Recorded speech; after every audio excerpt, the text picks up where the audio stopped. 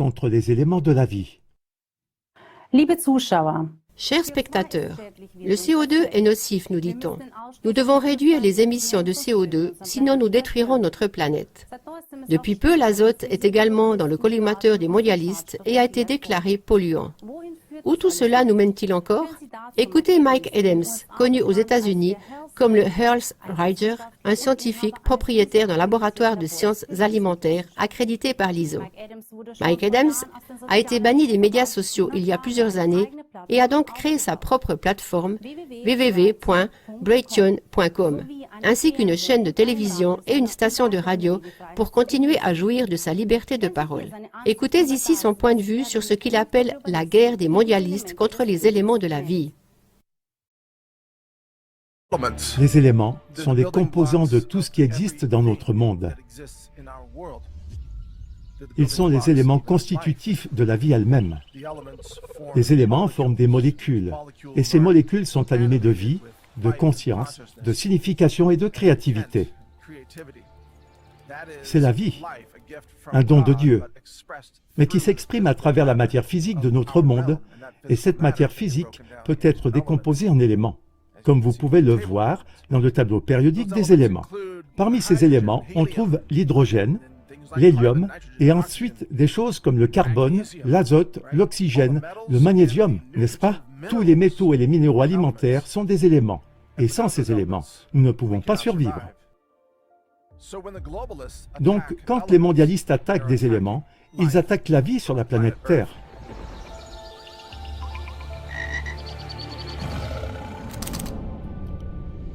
Bienvenue dans ce reportage vidéo spécial, la guerre des mondialistes contre les éléments de la vie.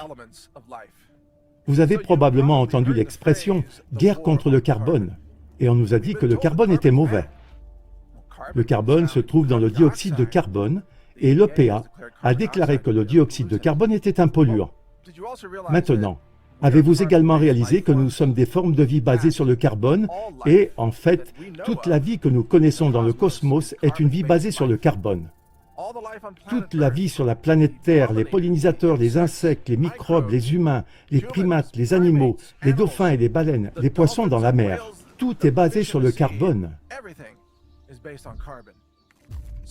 Une guerre contre le carbone est donc une guerre contre la vie.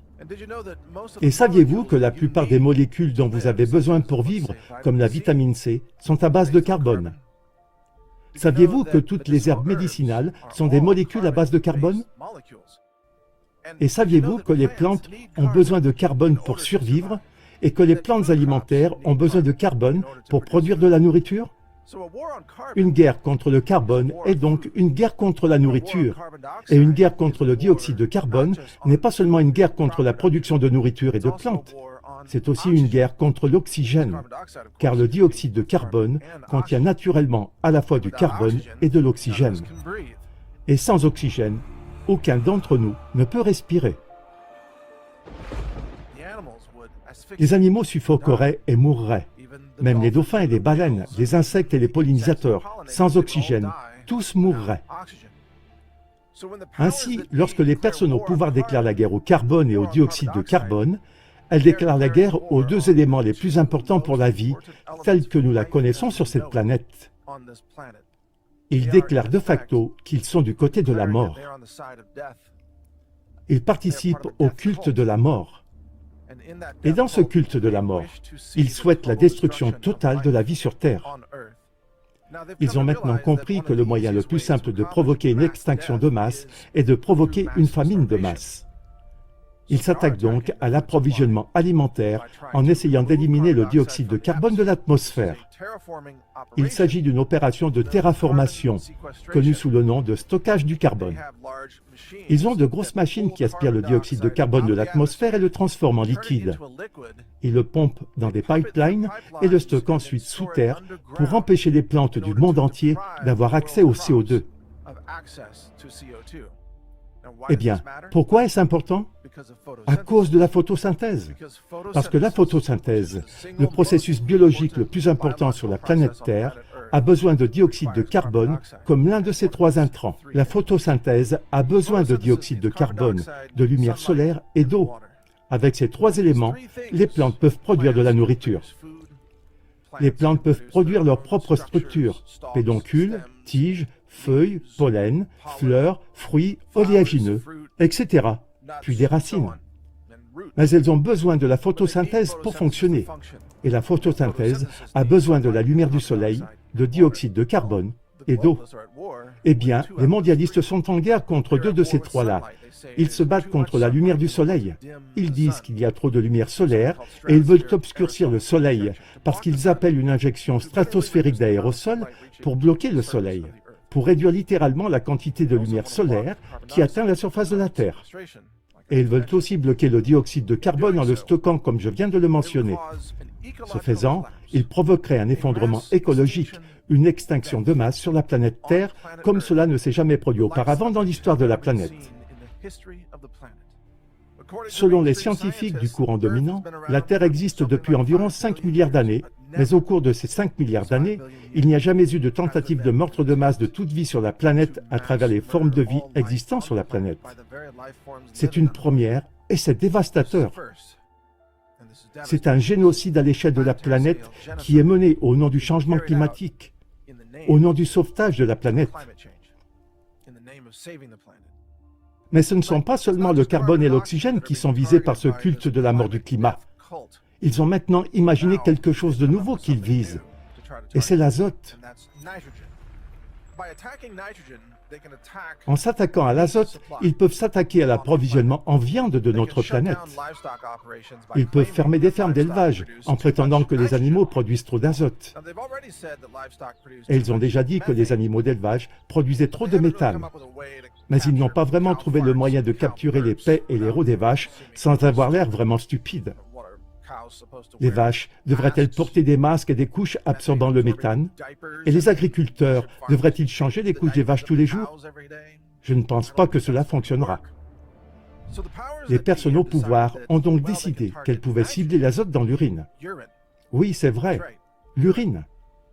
Ils ont dit que l'urine animale représentait en quelque sorte une menace pour l'environnement, alors que l'azote est précisément le nutriment dont les plantes ont besoin pour accélérer leur croissance et dont les cultures alimentaires ont besoin pour produire plus de nourriture. L'azote est un engrais et l'urine animale est également une forme d'engrais. L'urine humaine aussi, d'ailleurs. Comme vous pouvez le constater, l'azote est librement disponible dans l'atmosphère. Environ 78 à 79% de l'atmosphère est composée d'azote, principalement sous la forme de N2. Or, cet azote ne peut pas être utilisé sous cette forme par les plantes. Il doit être transformé en une forme qui peut être plus facilement absorbée par les racines des plantes. Il doit être rendu essentiellement biodisponible. Eh bien, il y a plus d'un siècle, un scientifique allemand du nom de Haber, H-A-B-E-R, a mis au point une méthode qui permet de combiner l'azote avec l'hydrogène, moyennant une forte pression et une haute température, afin de produire du NH3, également connu sous le nom d'ammoniac. Il a utilisé des hydrocarbures, donc du gaz naturel, pour obtenir l'hydrogène. Ensuite, il a tiré de l'azote de l'air. Et cette invention est l'une des découvertes les plus importantes de l'histoire du monde, car elle a permis de produire des engrais à base d'azote, grâce auxquels près de la moitié de la population mondiale peut être nourrie. Environ 4 milliards de personnes sur la planète Terre peuvent donc se nourrir aujourd'hui grâce à cette invention de Haber. Cela est dû au fait qu'elle rend l'azote biodisponible pour les plantes sous forme d'ammoniac. Et ensuite, à partir de cet ammoniac, on obtient des composés comme le nitrate d'ammonium, qui est un engrais, ainsi que d'autres formes d'engrais minéralisés, comme le nitrate de calcium, et ainsi de suite. Mais les animaux peuvent produire quelque chose de similaire sans avoir besoin d'énormes usines. Les animaux peuvent absorber l'azote de l'air et même de la nourriture et le transformer en azote utilisable grâce à leur urine. Ce que Haber voulait faire, les vaches le font, et elles le font gratuitement. Et l'azote de l'urine de vache, qui se compose en partie d'urée, peut être utilisé pour fertiliser des plantes et produire des aliments partout dans le monde. L'urine animale n'est donc pas un polluant. L'urine animale est un engrais pour des aliments et doit simplement être collecté, détourné et utilisé pour fertiliser les cultures, ce qui par ailleurs serait du bio. Et cela réduirait le besoin d'engrais synthétiques issus de combustibles fossiles. L'urine animale devrait donc être recueillie et utilisée pour la culture de denrées alimentaires. Pourtant, une attaque contre l'azote est en train de se produire mondialement, notamment aux Pays-Bas et d'autres pays européens, et elle se propage dans le reste du monde. Et ça, comme prétexte pour arrêter la production de viande animale. Ils prétendent que l'azote serait un polluant, tout comme ils disent que le carbone est un polluant, que le dioxyde de carbone est un polluant, ou même que la lumière du soleil serait néfaste. Vous voyez donc que la guerre contre les éléments s'étend. Avant, c'était juste une guerre contre le carbone. Plus récemment, une guerre contre le dioxyde de carbone. Et maintenant, c'est une guerre contre le carbone, l'oxygène et l'azote. Et tout cela est combiné avec une guerre contre la lumière du soleil, la photosynthèse. La question se pose donc de savoir à quels éléments les globalistes vont s'attaquer par la suite. Vont-ils dire que l'hydrogène est mauvais parce que l'hydrogène et l'hélium alimentent le soleil? Vont-ils dire que la solution serait de détruire le soleil? Afin qu'une boule sombre et effondrée flotte dans l'espace, au lieu de cette étoile qui fournit de la lumière et de la chaleur et de l'énergie à la planète Terre? Voudraient-ils tuer le soleil s'ils le pouvaient? C'est fort probable. Après tout, ils célèbrent le culte de la mort. Ils sont orientés sur l'obscurité et la mort. Et s'ils parvenaient à éliminer l'hélium et l'hydrogène, ils pourraient arrêter le réchauffement climatique et stopper le réchauffement de la planète, car elle deviendrait alors une boule de glace gelée et morte, et toute la biosphère écologique s'effondrerait complètement. Cela semble être leur objectif. Et tout ce qu'ils ne peuvent pas détruire, ils veulent le taxer à mort. Et c'est ainsi qu'ils ont eu une idée.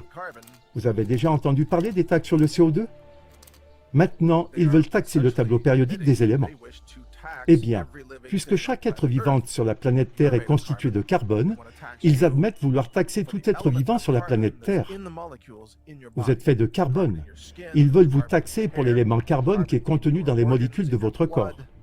Il y a du carbone dans votre peau, il y a du carbone dans vos cheveux, du carbone dans vos organes et dans votre sang. Chaque système de votre corps contient du carbone. Ils veulent donc taxer chacun de ces systèmes. Et lorsque vous respirez, vous expirez également du dioxyde de carbone.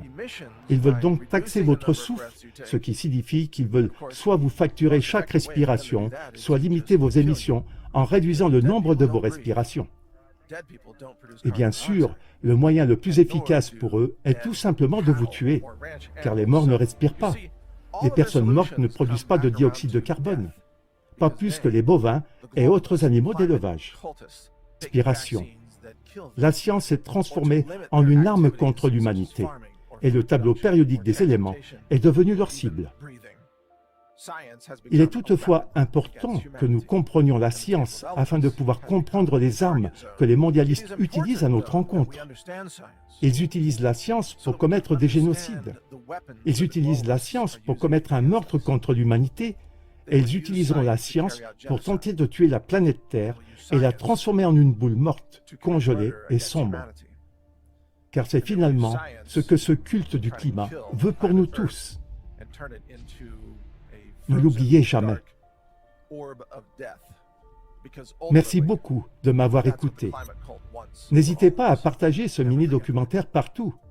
Vous avez ma permission de le publier sur vos propres chaînes vidéo et d'autres plateformes. N'hésitez pas à visiter mon site naturalnews.com, ainsi que la plateforme que j'ai mise en place pour vous permettre de vous exprimer librement, Brighton.com. Je suis Mike Adams, connu sous le nom de Health Ranger. Je suis un éditeur scientifique et propriétaire d'un laboratoire de sciences alimentaires accrédité par l'ISO. C'est l'un des laboratoires les plus actifs au monde en ce qui concerne le développement de techniques d'analyse pour la science alimentaire par la spectrométrie de masse. Donc, quand il s'agit de science et des éléments, je sais exactement de quoi je parle. Merci de m'avoir écouté. Que Dieu vous bénisse. Prenez soin de vous.